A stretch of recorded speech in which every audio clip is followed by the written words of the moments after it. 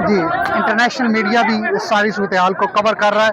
देखिए शैलिंग है और शैलिंग के अंदर से वो अपनी जिम्मेदारियां से अंजाम दे रहे हैं, कवर कर रहे हैं, और हम भी आपके सामने ये तमाम तफसीलात ला रहे हैं, आपको कवर कर रहे हैं। ये सूरत हाल है जी इस वक्त जो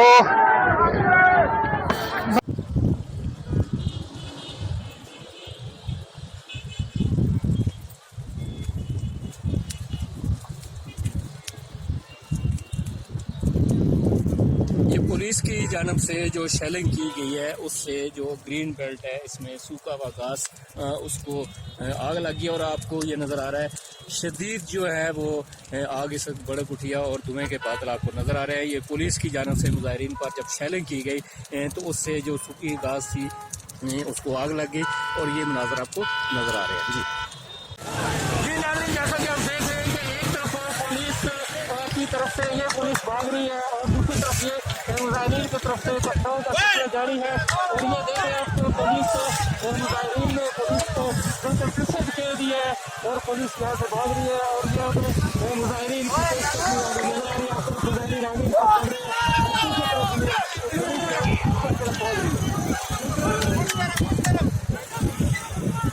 यहाँ से जो है वो पुलिस लाइन की तरफ सफ़र करना चाहते हैं, जहाँ पे इमरान खान साहब को रखा गया है गेस्ट हाउस में।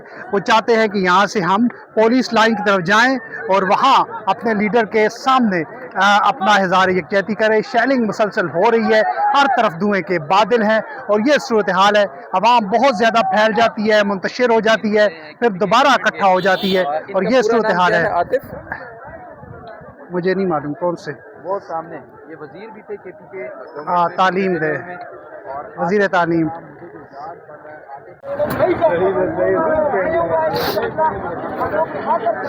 जी, बदतरीन शेलिंग है क्योंकि मैं काफ़ी हद तक मुतासिर हो गया था, इसलिए थोड़ा सा पीछे आया हूँ।